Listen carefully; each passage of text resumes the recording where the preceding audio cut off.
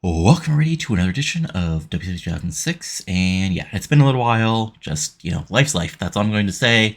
Honestly, probably this stuff is going to be only a week thing, not twice a week, for the next little bit, just, life in general, a little more busy, but, honestly, built with mania, for those who are getting to this, weeks, years, or whatever month later, this is lead up to WrestleMania 40, so, as you're a little more hyped, so a little more excited, so here we are. But yeah, we're back here in April. We're back on the road to WrestleWar. And of course, as usual with these shows, when I come back after a while, for myself and for anybody watching along, I'll do a little bit of recapping to help people remember where we are. So anyway, Nitro, live from New Orleans Arena with 14,000 people, starts out with the iconic strings of Goldberg's music, and he comes out to the ring to a giant pop as the announcers put over that he returned last week to save Rey Jr. from the same fate that Alex Wright tried to do to him, and Goldberg gets to the ring, and he takes the mic and says, "For the last couple months, I've been forced to sit at home watching Wright spread around here, bragging about taking me out, watching him try to end careers, just like he tried to end mine at Super Brawl." So big heel pop. He says, "I've been in this business long enough to face the legends. Hogan, Nash, Sting, Bret Hart, you name them, I've been in the ring with them. I fought them all, and I've beaten them all. That's what I do. I'm a fighter. I'm a warrior. And no matter how many times I get knocked down, I always get back up.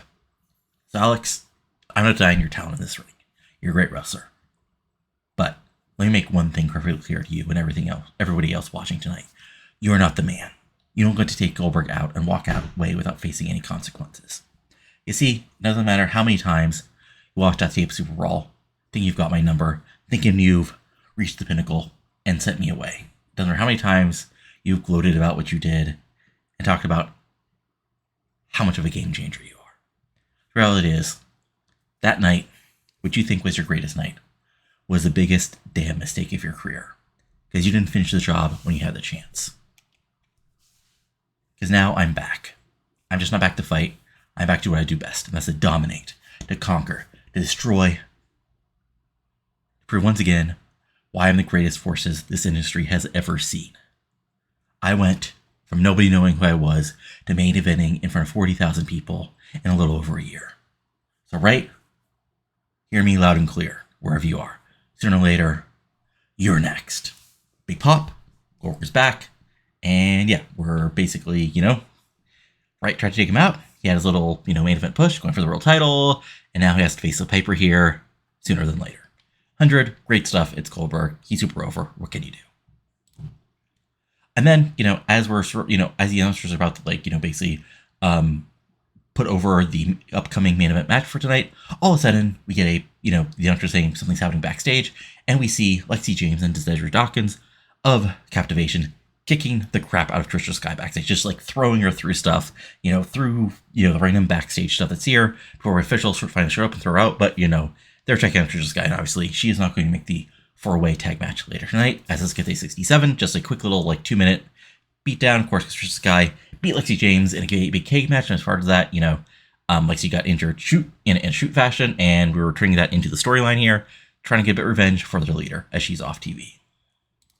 And then the announcers put over big main event, Starrcade rematch, Jeff Jarrett, Ken Anderson, 69 in that segment, and then we, and then as a little thing here, to start the actual storyline, because I forgot to do it in the last show, we see last week, Maverick Chance calling out his attacker, Misty returning after years of being away, because she had bad chemistry with her former manager, her former client, Billy Kidman, in-game, do the changeover to 2020, and then we see a quick statement of Cassidy O'Reilly making his debut, attacking Chance, and then we get back to the ring, where Cassidy O'Reilly is making his debut here on Nitro.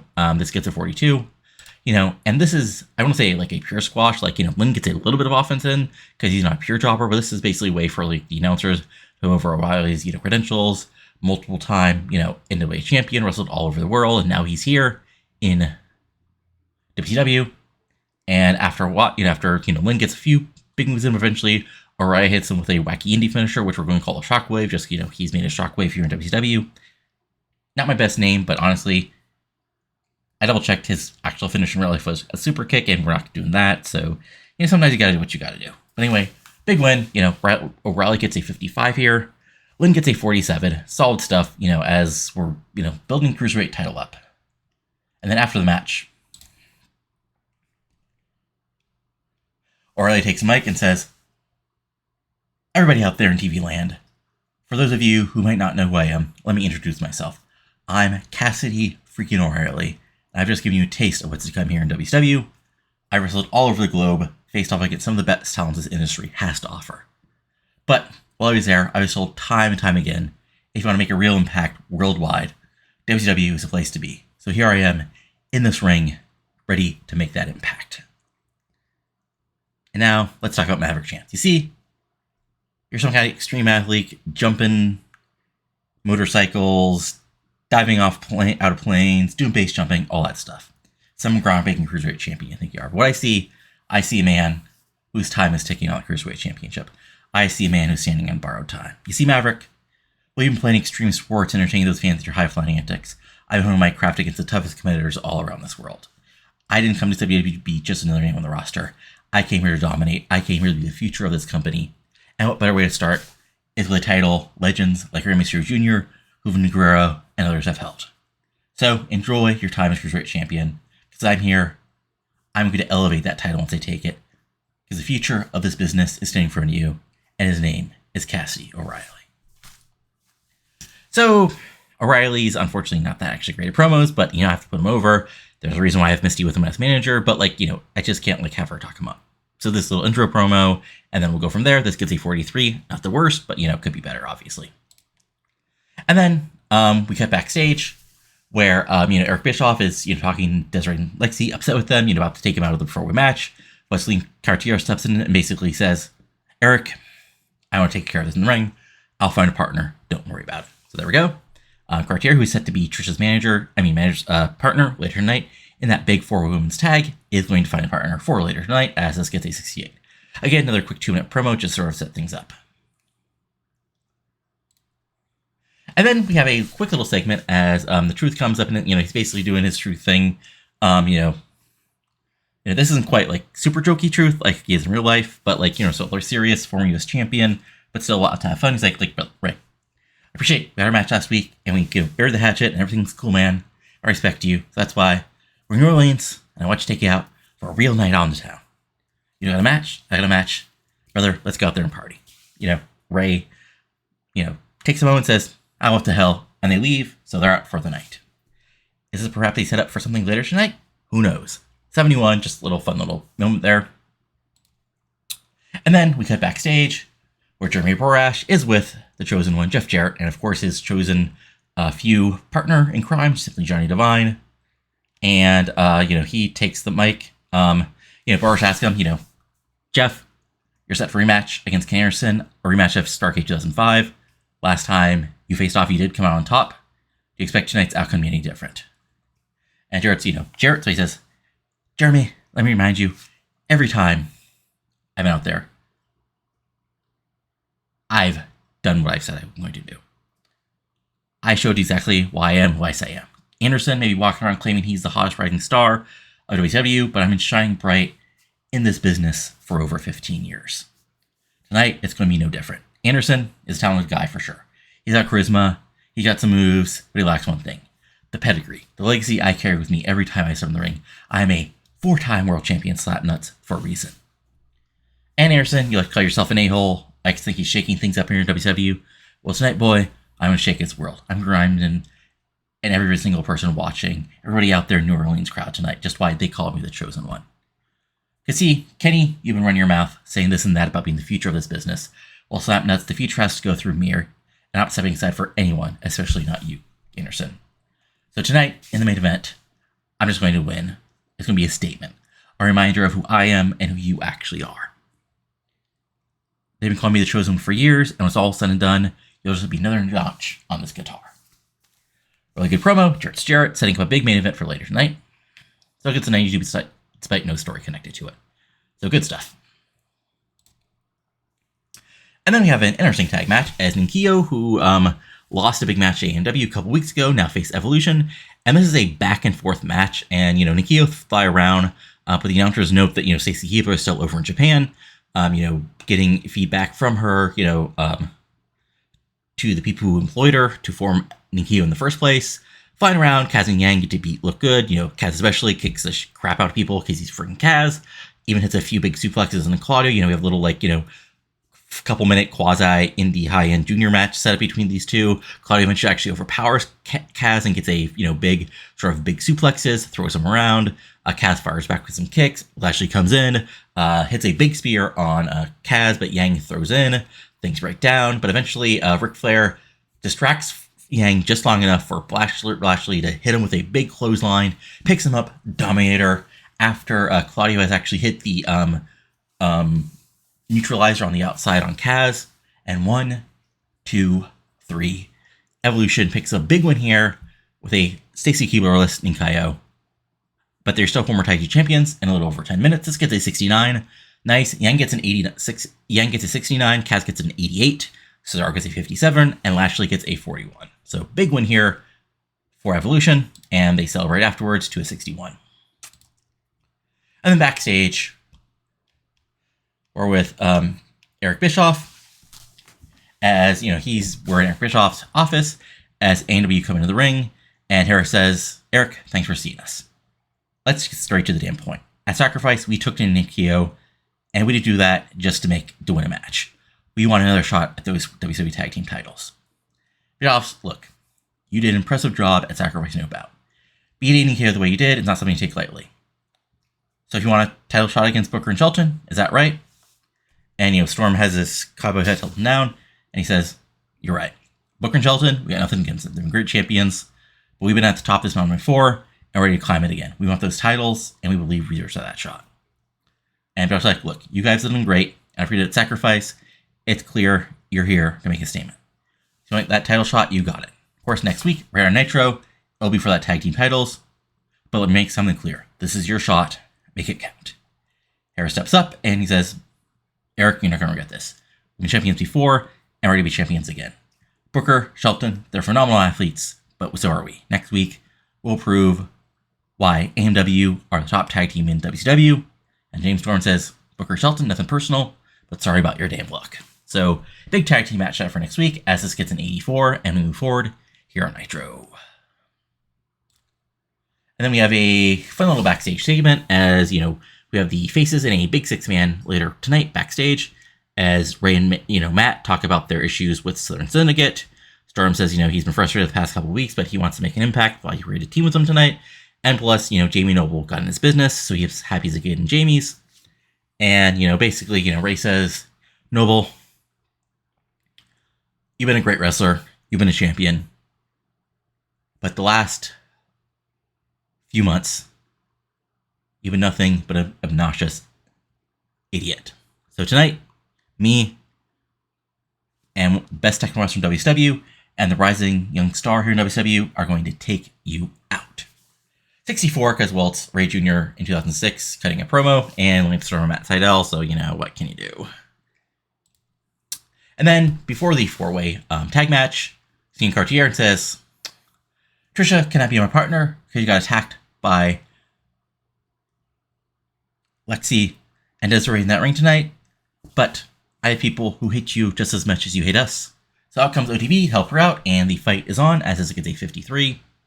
And the actual match is a bit of chaos, and wow, shockingly good. What?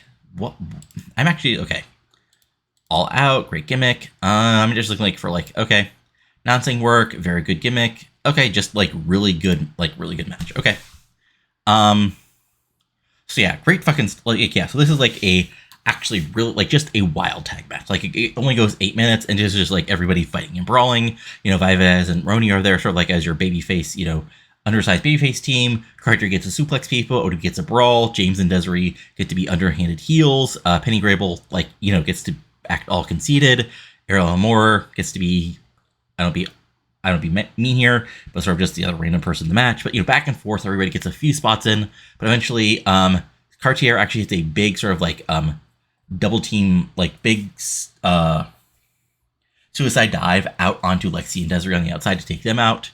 And then in the ring, ODB actually, and Grable do a little bit of brawling, but ODB, basically, causes her to the outside. Amore tries to make save her partner. ODB catches her. Big power slam. whatever we've named. I think it was the bitch clamper's name, or is that somebody else? Maybe that's Jazz. Anyway, ODB hits her finisher. 1, 2, 3. Cartier and ODB get the big win here at Nitro in a really good match. 79 overall. Amore gets a 63. Grable gets a 61. ODB gets a 57. Then Cartier gets an 85. Dawkins gets a 65. James gets a 63. Roney gets a 55. 556 gets a 51. And was there anything else? Yeah, Cartier is really freaking good. And then Cartier and ODB celebrate as the Hunters put over a big win here. And this might get them put into tag title contention as a team. 63, solid stuff. Now we're backstage with the heels, and Gordy and Noble are being their cocky selves. Noble's talking about he's the master of Southern style wrestling, and it's going to be a perfect example of that. He's happy he's got backup, and Tracy Roberts says we're happy to help you out tonight because Reckless has had his run-ins with Sydal, and of course Roberts being able to help to defeat a former supposed Cruiserweight legend like Rey Jr. will help, and Lance Storm is not the technical master. My man, Reckless Roberts, my brother, is tonight. Gordy's is really hyped up, and just a little bit of heel self-delusion committee here, as it gets a 61 because again some bad rolls, and I actually rated Reckless Roberts, and the other guys are still have some room to build, but not the worst angle here as we continue forward. And then we cut backstage where Ken Anderson is all by himself. No Jeremy Borash, nobody else. He's just in the backstage, and he says, "Main event time. Jeff Jarrett, chosen one versus Ken Anderson. The biggest a-hole this side of the Mississippi or the other side, since they're right damn here. See, Jeff, you've been on for 15 years. You've been a 4-time world champion. Congrats. Really, congrats. But let's get one thing straight. Tonight is about what you did 15 years ago, 10 years ago, 5 years ago, or even at Starrcade. Tonight is about now. Right now, Ken Anderson is on the rise.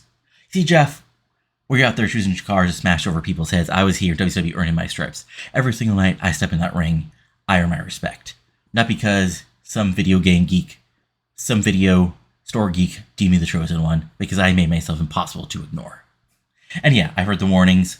Nest, Eddie Guerrero, I'm the name on everybody's lips in WCW. They all want to take a piece out of Ken Anderson. Here's the thing. I've been in hell my entire life, and it's got me pretty damn far. So bring your guitars, bring your threats, your little warnings. Nothing changes tonight. It's a chosen ass versus the biggest a-hole in WCW. And Jarrett, you talk about being overlooked, about why you're the chosen one. Well, let me tell you something. I got something to prove. I'm not being a footnote in your storied career. I'm here to do my own damn thing. And tonight starts out with me kicking your chosen ass from one side of New Orleans to the other. So Jeff, bring your guitar, bring your legacy, bring your sidekick, bring whoever you need to feel secure. Because tonight's about who was chosen, about who ready to fight and prove themselves. And is ready to stand tall when the dust settles. And spoiler alert, Jeff, it's going to be Ken Anderson. 94, good promo, we move forward, fun stuff. And then we have that 6-man tag, which is really freaking good. Not the best workers, not the best promo guys, but still a really good match. Storm gets to his technical stuff early. We have a little a quasi technical back and forth with Lance Storm and Reckless Roberts, rolling around a bit. Gordy gets to do some brawling. Gordy and Noble get to be heel tag team, old school heel tag team, beating down on Matt Sydal. Sydal gets to play babyface in peril, some double teams, double suplexes, kick to the gut, submission moves. But eventually, Rey Jr. comes in, House of Fire, things break down. Rey hits a big, few big dive onto Ray Gordy. Noble and Rey get to fight on the outside. Sydal gets to do a wild, big, dive out to the outside and everybody. And then back in the ring, Reckless Robert gets it back inside, and boom, super kick out of nowhere. 1, 2, 3, pinfall victory for your friend and mine, Lance Storm. As Rey and Matt get the pinfall victory here tonight. As this gets a 78. Lance Storm gets a 72. Sydal gets a 75. Rey gets a freaking 93 because he's Rey fucking Mysterio Jr. Noble gets an 85. Gordy gets a 62. And Reckless Roberts gets a 63. Fun stuff. Just wild match. And post-match, the babyface celebrate. As this gets a 64. And I forgot what I've actually booked for the next pay-per-view. Okay. So we'll actually book this now. I think it's still unofficial. Oh, wait, no, never mind. My bad. That's not this pay-per-view. That's the other show. My bad. Okay, anyway, 64, fun stuff.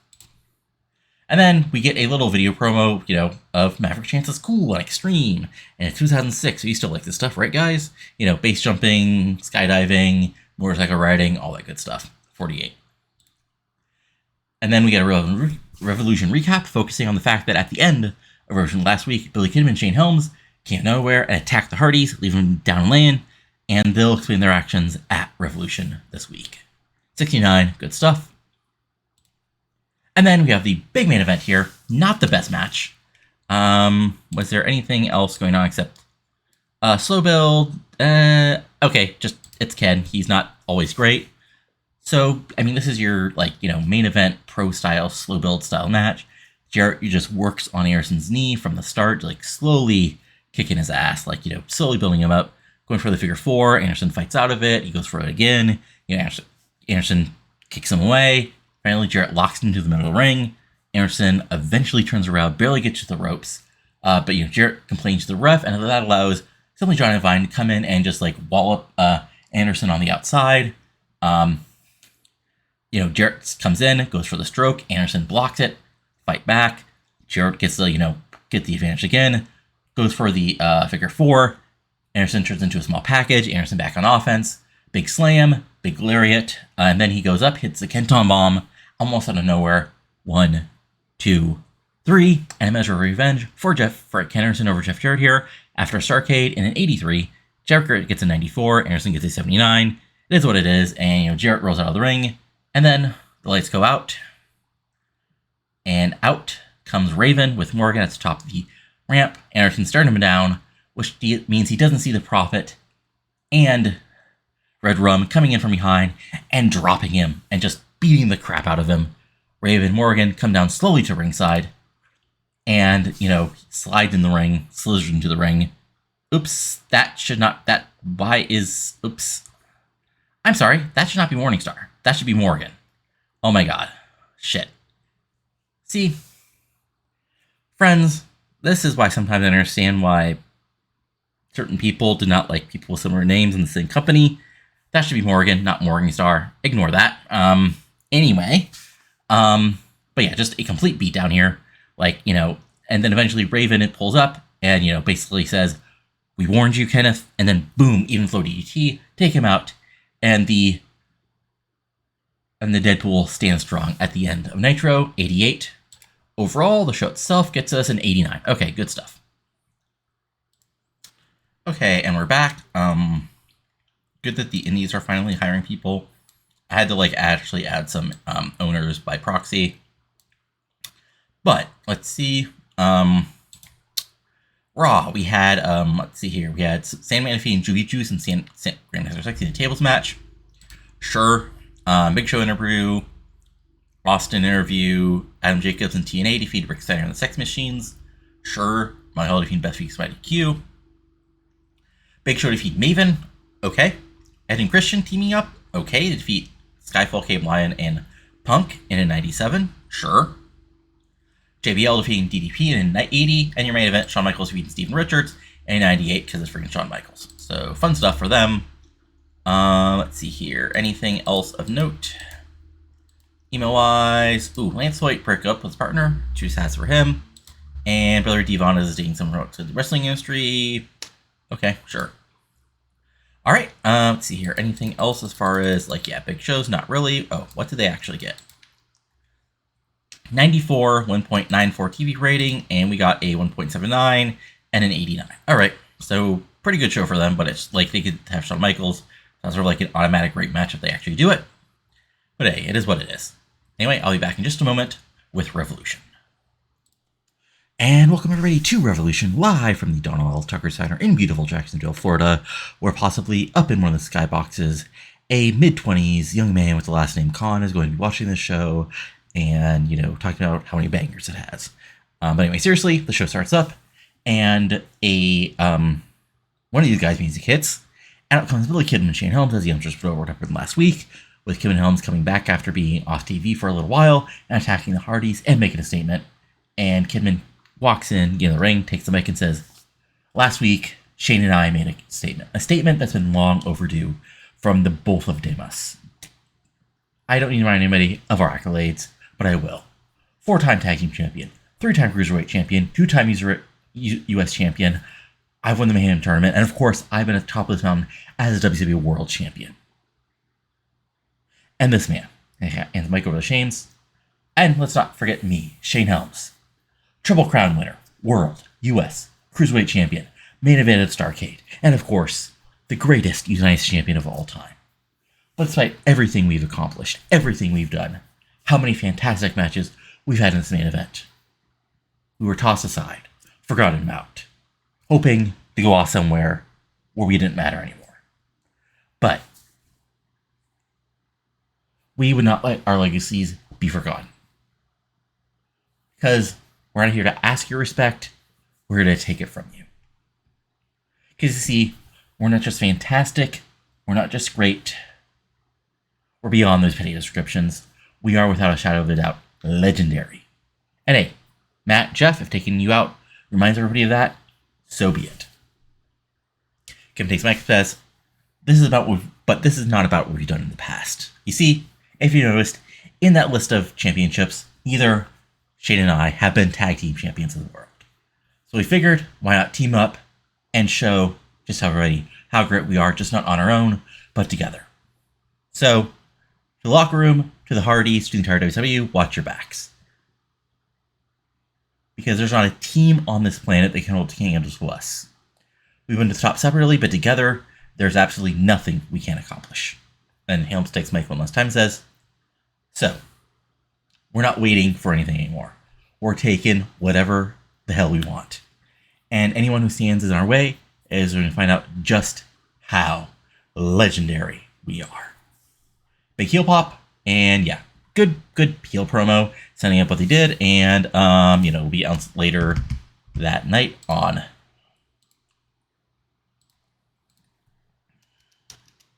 That's going to be not Kidman, versus Jeff and Matt Hardy. A big tag team match at WrestleWar. And then after that, the youngsters get go over the big main event tonight of Kurt Angle, Kanyon, and Sean O'Haire having to be put together and, get along, at least for a few more weeks, as they take on the challenge of Chuck Palumbo, Burke Jindrak, and their somewhat surprising tag team partner, new television champion Sonny Siaki. This gets a 69. And then we have a sort of a preview of the big tag team match, as of course, Benjamin and Booker have to defend next week at AMW, but after that, at WrestleWar, they'll be defending, if they beat AMW, the Jet Set, and Cash takes on Shelton Benjamin here. Quick, high-impact match, Cash is Cash, Shelton Benjamin is Shelton Benjamin, so we get lots of suplexes, some big moves, a dive, a wacky, a wacky dive, Benjamin hitting a few big moves, but eventually Jason Jet comes out, is able to hit, Shelton Benjamin is actually about to hit a springboard, but Jet nails him as he's out on the outside. That allows Cash to take advantage, bring him back in, hit the dead level, and pick up the big pinfall victory over one half of the WCW World Tag Team Champions, as this gets an 80, as Benjamin gets an 80, Cash gets an 83. Good stuff. And then post-match, the beatdown is on. Basically, Jet Set hit a double team finisher on Shelton, and Booker's just a little too late to come out for the save as they escape. And the Jet Set have gotten a measure of advantage over the tag team champions here on Revolution, as this gets to 69. Nice. And then we cut backstage where Amy Weber is with Alli Danger. Amy Weber, basically asked her, last week Gail Kim made her intentions clear, coming after you in a very physical way. And tonight you're in a triple threat match, not only against her, but all that Alyssa Alexander for the number one contender spot. What are your thoughts going into this high stakes match?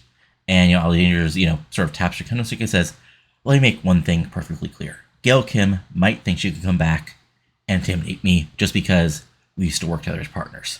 She might think because she's a 3-time women's champion, and because everything she's done in the past, that she can just walk back in here and lay claim to what I was the one who held together our team.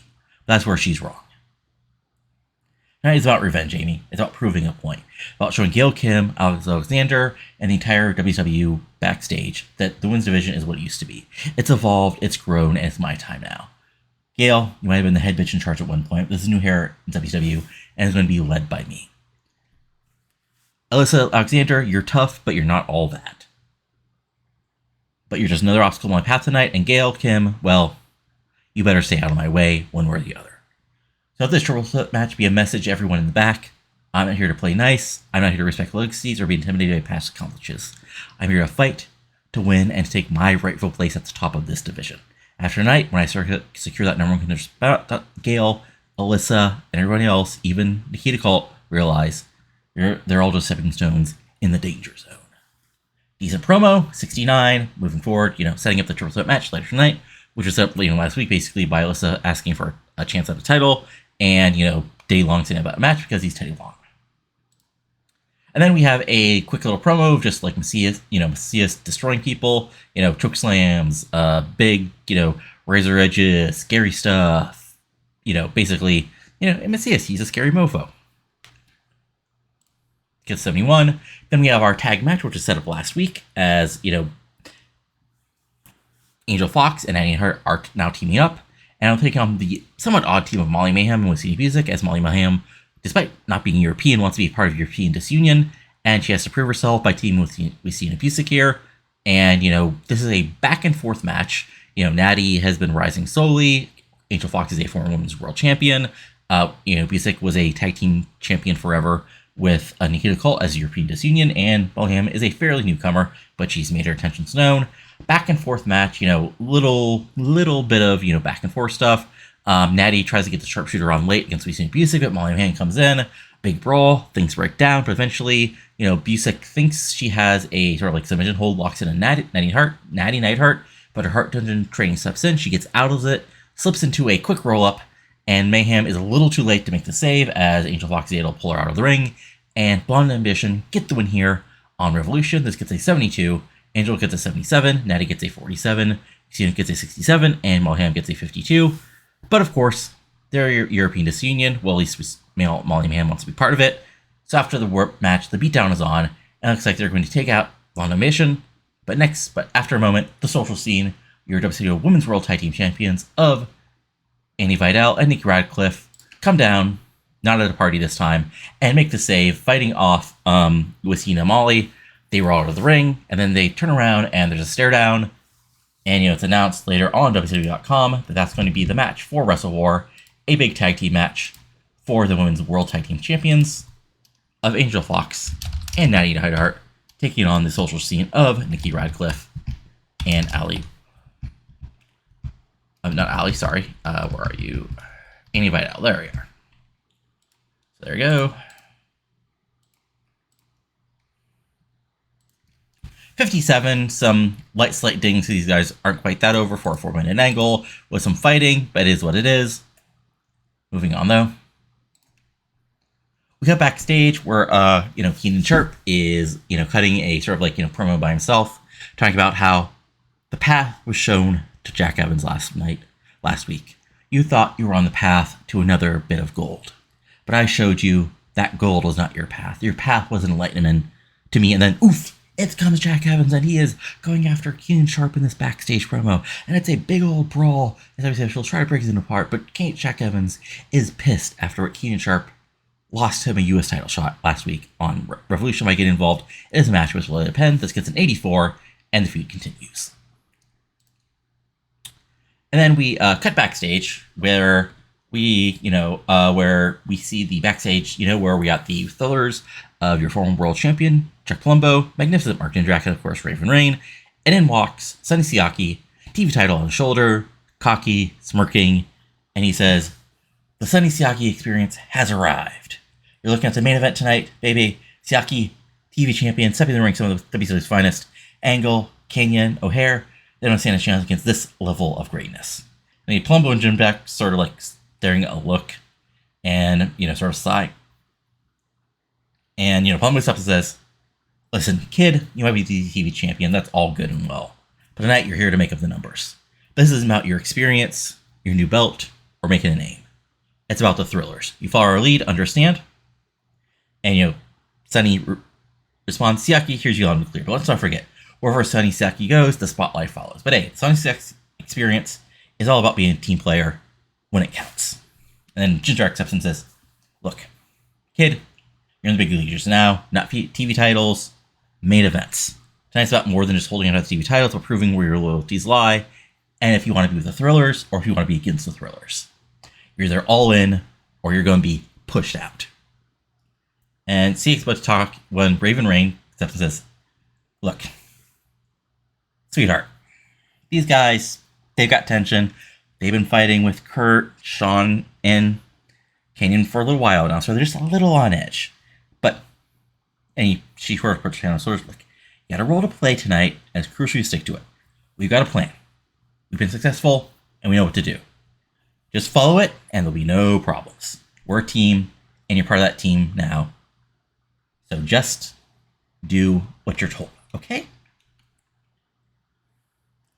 And Siaki's like, look, all right. The Sonny Siaki experience can play ball. But when Siaki shines, we all shine. Let's go show them why we're the main event. 75, Siaki is Siaki, so he's not quite there yet. But yeah, sort of a fun little promo to sort of put over that Jindrak Palumbo don't want this dumb kid on their side, but hey, he's a heel, so why not? And then we have Kidman and Helms making their debut here as a team, and they destroy Gym Tam Wrestling in about 7 minutes. Like Rossi and Alexander really gets a little bit of offense in, but eventually Kidman and Helms sort of like take them apart. You know, super kick, kid crusher, 1, 2, 3. Just like, I don't say like a complete squash here, but it's sort of getting there. Kidman gets an 87, Helms gets an 80, then Early gets a 53, Rossi gets a 52. Good stuff, you know. And Kidman and Helms celebrate to a 72. No Hardys running, at least not yet. And then we have a fun little back segment here as we cut to the outside of what kind of just looks like a dilapidated like warehouse out in what seems like the middle of nowhere. Like we see some streets and a 2-lane street and some woods and a very like not great looking warehouse thing. And then we see AJ Styles standing in front of it and says, this place, this old warehouse, garage even, this is where all began for me. Wildside. Before the bright lights, before there were thousands in arenas around the world, it was right here in Cornelia, Georgia. And he says, look, you can feel the heat, can't you? There's no AC in that place. The Georgia summer would turn this arena into an oven. We loved it. We fought, we bled, and we set for every cheer, every clap, even the boos, and the yelling. And explosions that made 100 people feel like way more than that. And look, that locker room, it was more a couple of rooms that had some lockers than an actual locker room. This ring, it was not a big time ring. But we put it together every night when we needed to work. And it may not have been ECW arena, it may not have been a packed house in Budokan, but it was home. After a show, if you wanted more than a honey bun or Mountain Dew across the street at the gas station, you had to get creative. We piled 6, 7 to a car, sometimes skirting the law. Head out to the night looking for anything at all that was open when a show was over at 11 p.m. or midnight. But it was here in the sweatbox or about the foundations of who I am today. AJ Styles, the phenomenal one, the face that runs this place, WCW World Champion. So, Heyman, RVD, we know about ECW in Japan, how it was much better building blocks for you, and that's why you're going to kick my ass at WrestleWar. You talk about the big crowds and big payoffs and all that, even though when I got $50 in my pocket after a show, there's no chance of any checks bouncing, right, Paul? But the thing is here, it was right here in Wildside, where I learned what it means to fight every inch, to earn every single opportunity. It's a foundation of what's going to carry me through WrestleWar, Rob. And Van Dam, you're a phenomenal athlete, a former world champion, and one of the best to step in that ring. But at WrestleWar, it's not AJ Styles you're facing. It's every mile I've traveled, every hit I've taken, every dream I've chased right from this very stop. I'm just not fighting for me, I'm fighting for this legacy. And if you can stop me, we'll do your best. But I'll remember why I am phenomenal. Good promo. Unfortunately, like, AJ's not the best mic guy yet, but like he's getting there, and, you know, good stuff. And then we get another video, and this is Monty Brown pouncing fools, pounce, pounce, pounce, pounce, pounce. And then we get an official announcement of Battle of the Monsters at WrestleWar. It is going to be Monty Brown versus Macias. Set up the last several weeks. A match that Big E will talk about on podcast in like 20 years. 69, again, just like a little short segment, and we move forward. We have the 3-way match. Oof, okay, let's see here. What happened? This was less good than I thought. Low experience, poor... Okay. Okay, I mean, solid stuff here. Unfortunately, Gail Kim was not happy about jobbing, even though I didn't have her take the pin. But anyway, back and forth match. Basically, this was like Alli Alexander taking her shots in as Gail Kim and Alli Danger went after each other. So they're brawling, the occasional big suplex, or takedown. Gail Kim, doing her fighting, flying. She gets to eat defeat in the middle of the match, but Alli Alexander, breaks up the pin. This leads to a quick segment between Gail Kim and Alexander. But actually, Gail Kim, goes for a big move. Alexander turns into a big spinebuster of doom for a near fall before Alli Danger gets involved. But eventually, Alexander gets tossed to the outside, and it looks like, Gail Kim has actually got the couple big wins in a row. But Danger turns it into a big DDT right in the middle of the ring, and she's, looks like she's about to get the, Danger goes for a big move. Kim turns into a Northern Light suplex at the last second, and then she goes up top, eat defeat again, but Alexander rolls in and she turns around, boom, spinebuster on Kim. Kim rolls outside. Alexander picks up Alli Danger, boom, spinebuster again. 1, 2. Oh shit. Wait. Did I mess up the booking? I totally messed up the booking. Ah shit. This should be Alexander going over, but I missed. Okay. Alexander got the win here in reality. Okay. Shit. See, this happens when you don't book anything in TEW for months. You forget how to play the actual game. Unfortunately, it's supposed to be Alexander going over. Honestly, I might just do a dark match on a random, on the next Revolution, just to put them actually over in the right way. But yeah, Alexander actually gets the win here, and it's a title shot. This gets to 77. Alexander's 58, Danger's 58, Gail comes 85, and I'm going to cut Gail a check here because she's unhappy about taking that loss. And post-match, Alexander makes title belt motions as it officially set up for the pay-per-view. Despite what the game said, it's going to be Nikita Kalt versus All That out Alyssa Alexander for your Women's Championship. 47 just because it's a quick belt motion thing, not the end of the world or anything. And then we cut backstage where Amy Weber is with Paul London, your US champion, and she asks him about facing Ray Lepan at WrestleWar, and Paul London, cuts a pretty solid, straightforward bayface promo saying, Lepan, you've been impressing me for the last few weeks, but I've had to impress people every single week since I've gotten WCW, from the beginning, in the Cruiserweight division, in the US title division, even during a world title shot, where I was this close to being world champion. So Lepan, you better bring your best at WrestleWar, because I bring my best every single night. Did I actually set this up? Okay, yeah, it was probably set up last week. 83, perfectly good bayface promo, nothing special here, but just sort of setting things up. And then we have our main event. No, first we have our Nitro recap featuring featuring Deadpool destroying Ken Anderson, which gets to 70. And then we have our main event, which, okay, yeah. So this is just a wild, wacky, match. It's, Siaki gets to sort of play the goofball heel, getting his ass kicked back and forth. O'Haire and Jindrak, Jindrak and Palumbo, play the cooler, more tougher heels. O'Haire and Kanyon basically work together well, even though those are some harsh tags. And then Angle comes in, suplexes mofos because he's friggin' Angle. Eventually, Palumbo and Angle end up on the outside fighting. That distracts Sonny Siaki just enough to get hit by a big lariat from O'Haire, picks him up, boom, Widowmaker out, in the ring. 1, 2, 3. The babyfaces get the win here on Revolution. This gets an 87, Kenny gets a 93, O'Haire gets an 81, Angle gets a 93, Siaki gets a 69, Jindrak gets a 73, Plum gets an 85, but of course, that's not the end of things, as immediately, in comes Jindrak, going after O'Haire. Kanyon comes in for the save, but Jindrak gets out of the way, Kanyon nails O'Haire, and then O'Haire and Kanyon start fighting. Well, Jindrak goes to try to help Palumbo at the top of the ramp. Angle hits a huge suplex at the top of the ramp on Palumbo, and then takes out Jindrak with a belly to belly on his own. And, as the show ends, Angle stands tall, and Kanyon and O'Haire are actually fighting. And pretty soon, sooner than later, we have this match confirmed. Kanyon shown here at WrestleWar. Also, it should be Palumbo Angle, but I guess I didn't put that in officially. So yeah, lots of big matches for the pay-per-view. Yeah, okay, there we go. And overall, the show gets us an 890. Okay, so good stuff.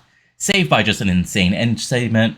Yeah, decent middle of the show, but just saved by the main event, the ending promo and the beginning promo, as you would guess. I'll be back in just a second with the post-show news and going over what's been happening the past week or so. So see you in just a moment, guys. Alright, we're back from Revolution. Takamachiku is dating from the wrestling industry. This is not well for him in real life. Gunrusen on the Great Lakes, I don't care. Oh, right.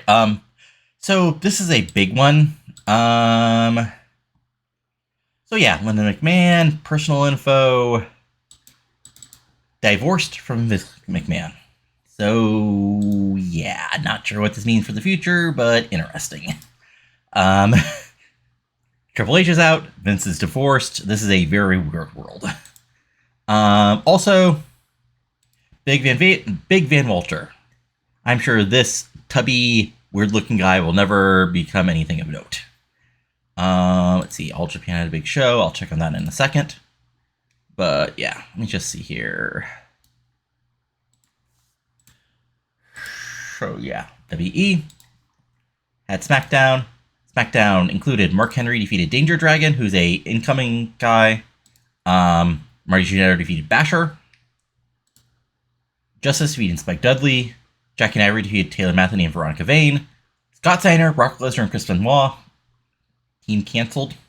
I know, horrible joke. Defeated Val Venus and Simone Gangster Party. Oof, too bad for them. Kane defeated the Gladiator and Billy Gunn in a cage match, sort of like putting over Kane after, I guess, Gladiator did the job to returning Lesnar. And then The Undertaker and Regal defeated Rikishi Devon Boy in a very random main event. Sure, okay.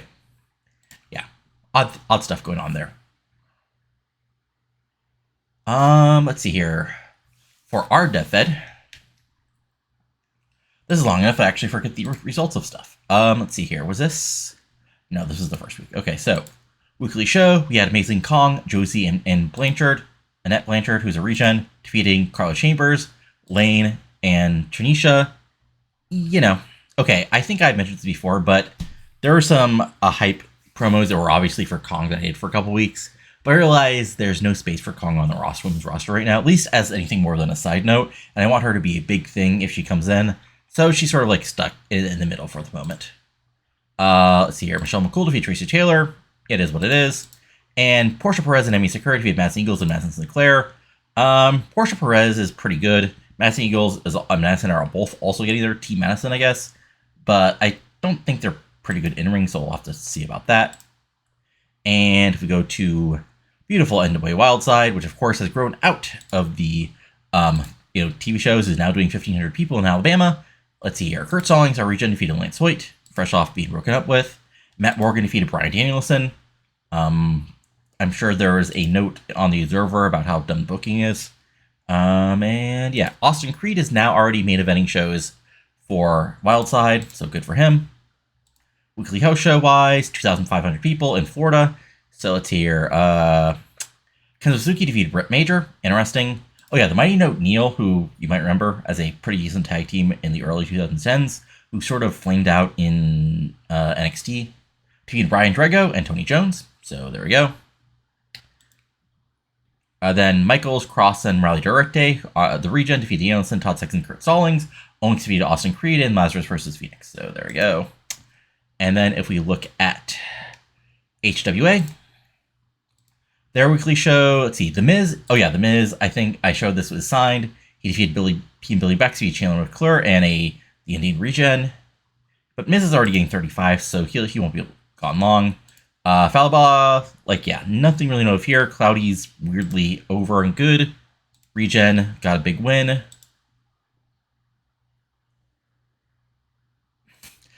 I mean, I know it's not because of that, but that is a hilarious name. Ray Steele, and yeah, so there we go. And if we go to beautiful OVW, let's see here. That was on Sunday, that was prior. Weekly Loop. anything of note. Matt Bentley's on the pre-show. Shaggy Hope is getting wins. At the top of the card, let's see here, the A Squad defeated Drew Onyx and BJ Whitmer, so that's interesting. Trent Baker is still your OVW champion. And then on Saturday, AJ Sparks and Riptide. Ooh, okay, so, interesting. Ryan Drew Onyx, Miss Natural, yeah. Not much of note really here, just OVW being OVW. And then, if we look in the, basically, more of the news, so if we go back, yeah, okay, this is results for everything. So if we go back to the last Revolution, all right.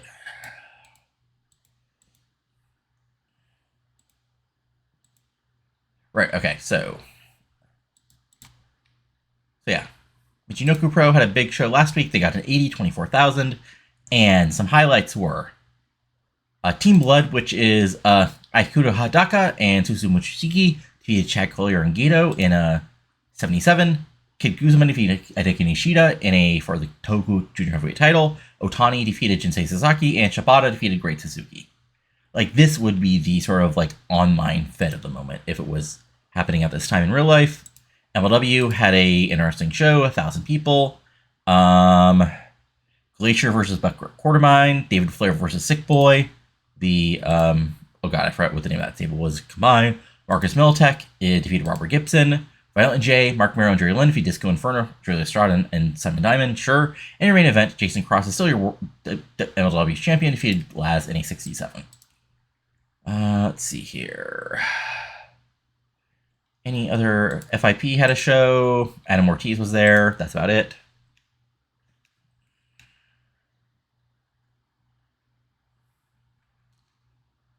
Let's see here. Trying to check out anything else. All Japan had their big show, and I think, yeah, that's basically it.